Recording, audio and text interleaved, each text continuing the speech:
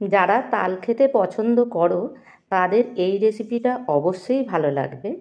যারা একদমই পছন্দ করো না তাদের রিকোয়েস্ট করব একবার হলেও খেয়ে দেখো। এই পিঠাগুলো এতটা দেখতে সুন্দর হয় আর খেতে আরও বেশি ভালো লাগে যে একবার খেলে বারবার খেতে ইচ্ছা করবে। এই রেসিপিটা করার জন্যে আমার প্রথমে লাগবে তাল। তাই আমি তাল গাছ থেকে তাল কুড়িয়ে তোমাদেরকে এই রেসিপিটা করে দেখাবো। নমস্কার বন্ধুরা, স্বর্ণ সংসারে তোমাদের সকলকে স্বাগত জানিয়ে আজকের ভিডিও শুরু করেছি। এখন সকাল 6টা, তালতলায় এসেছি তাল কুড়োতে। কদিন ধরে বেলার দিকে আসছি তাল পড়েছে কি না তালতলায় দেখতে। কালকে প্রচুর বৃষ্টি হয়েছে, সারা রাত ধরে বৃষ্টি হয়েছে। সকালবেলা ঘুম থেকে কি মনে হলো দেখি তালতলায় গিয়ে দেখি তাল পড়েছে কি না। এসে দেখি প্রচুর তাল পড়েছে। আর ওই পাশে একটা গাছ আছে,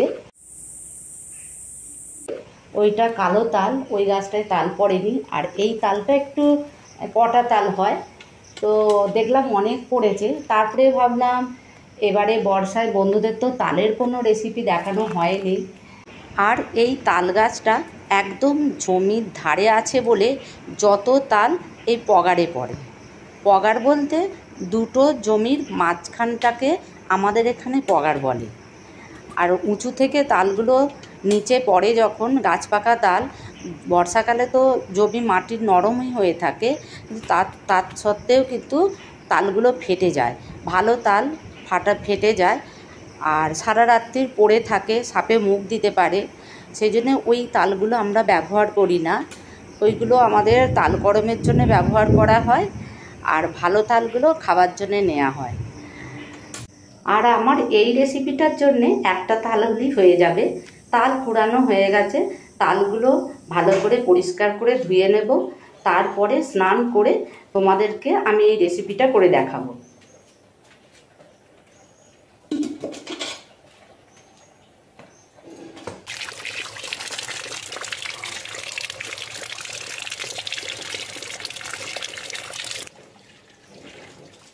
তাল কুড়িয়ে স্নান করে রান্নাঘরে চলে এসেছি।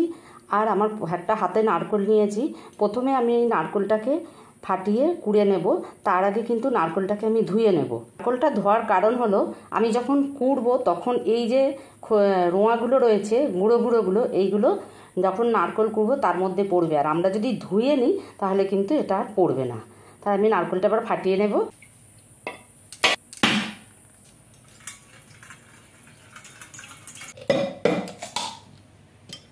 নারকেলটা আমি এবার কুড়ে নেব। নারকেলটা করা হয়ে গেছে, এতটা নারকেল লাগবে না। আমি এরকম একটা কড়া নিয়েছি, কড়ার মধ্যে নারকেল কুড়াটা তুলে নেব। প্রথমে আখের গুড় নিয়ে নিয়েছি, নিয়ে নারকেলটার সাথে ভালো করে মেখে নেব।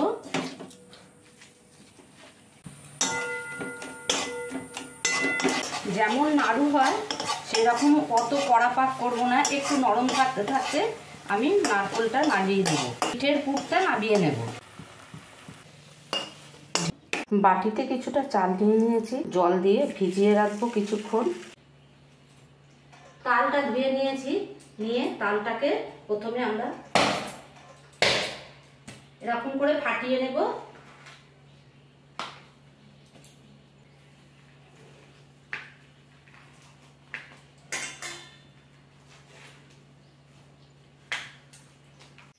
আর এই পেতেরটার সাহায্যে আমি তালটা চেঁচে নেব। এটা করে ওই কড়াটাই ধুয়ে নিয়েছি, আর তালটা যে চেঁচে রেখেছিলাম তালটা এই কড়ার মধ্যে দিয়ে আমি ফুটিয়ে নেব। তালের মধ্যে দিয়ে দেবো স্বাদ মতন নুন, দিয়ে তালটাকে ভালো করে ফুটিয়ে নেব।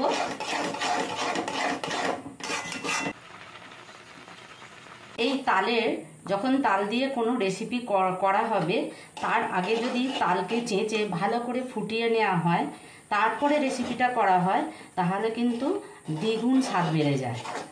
আমার এটা হয়ে গেছে, আমি এবার এর মধ্যে চালের গুঁড়ি দিয়ে দেব। এই রেসিপিটা করার জন্য কোনো মাপ নেই, আমি এরকম চালের গুঁড়ি নিয়েছি। এবার অল্প অল্প দিয়ে তালের সাথে মেখে নেব। তো ওই গুঁড়িটা দিতে হবে, আমি অল্প অল্প করে গুঁড়ি দেব আর মেখে নেব। আগে কড়াতে খুন্তির সাহায্যে মেখে নেব।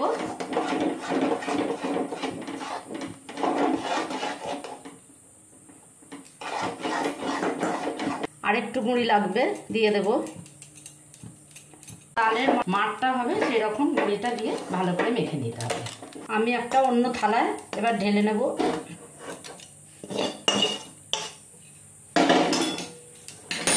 দিয়ে এবার আমি মেখে নেব এটাকে। গরম অবস্থাতেই মেখে নিতে হবে ভালো। প্রয়োজন হলে আমরা একটু হাতে জল ব্যবহার করব, ভালো করে মেখে নেব। তালপিঠের পুরটা ততক্ষণ ঠান্ডা হোক, আমি ততক্ষণ এরকম ছোট ছোট আকারে নাড়ু করে নেব।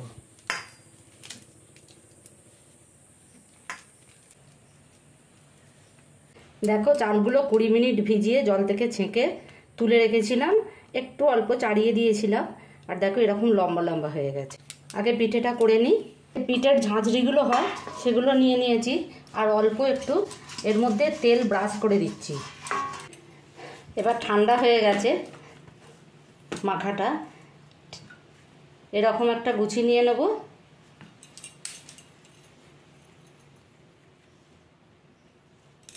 মাঝখানটা গর্ত করে নেব।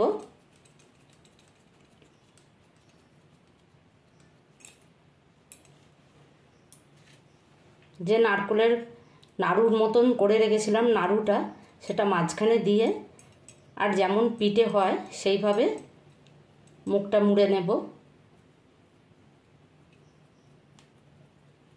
মুখটা ভালো করে মুড়ে আবার একটু গোল করে নেব।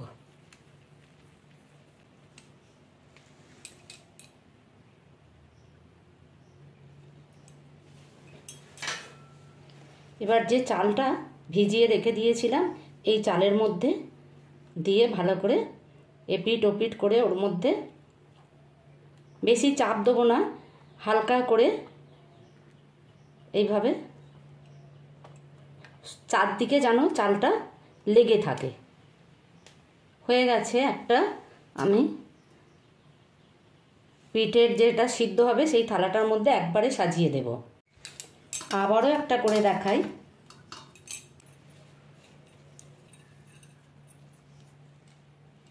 মাঝখানে দুটো আঙুল দিয়ে একটা বাটির মতন করে নেব, দিয়ে এই নারকেলের যে নাড়ু মতন করে যায়, এই নারকেলের নাড়ুটা তোমরা নাও করতে পারো। এই তালের লেচিটা একটু নরম মাখতে হবে, নরম মাখলে তাহলে এই চালটা যেটা আমরা ওপরে চাল দিচ্ছি সেইটা ধরবে ভালো, আর শক্ত করে মাখলে কিন্তু চালটা ধরবে না। দেখো হয়ে গেছে। আবার আমি এই চালের মধ্যে একটু এইভাবে খালি জাস্ট বুলিয়ে নেব, যেখানে না পড়বে হাতে করে দিয়ে দেবো, আলতো করে তুলে নেব। আরও একটা হয়ে গেছে। তো এইভাবে আমি সবকটা আগে করে নিই, তারপরে তোমাদেরকে দেখাবো। আরও একটা করা যায়, প্রথমে পিঠেটা করে নেওয়া যায় গোল করে নিয়ে তারপরে সবকটা করে নেওয়ার পরে তারপরে চালের সাথে এইভাবে মিশিয়ে রেখে দিলে, এইভাবে যদি করে নেওয়া হয় তাহলে সুবিধা হয়, হাতে লেগে যায় না বারবার।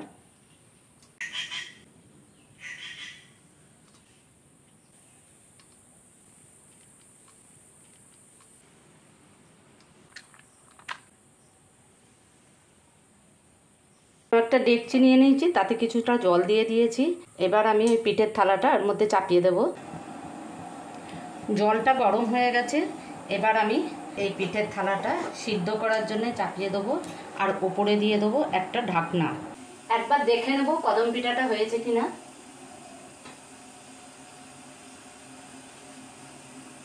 পিঠেটা খুব ভালোভাবে সিদ্ধ হয়ে গেছে। এবার প্লেটে সাজিয়ে নেব। দেখো কত সুন্দর দেখতে লাগছে, ঠিক যেন কদম ফুলের মতনই লাগছে। তালকদম পিঠাটা কতটা নরম হয়েছে তা তো তোমরা দেখেই বুঝতে পারছো। তোমাদের এই ভিডিওটা যদি ভালো লাগে তাহলে লাইক শেয়ার কমেন্ট করো। আর যে সকল বন্ধুরা আমার চ্যানেলে এখনও নতুন, চ্যানেলটিকে সাবস্ক্রাইব করার অনুরোধ রইল। আবার দেখা হবে নেক্সট ভিডিওতে। সুস্থ থেকো, ভালো থেকো, টাটা।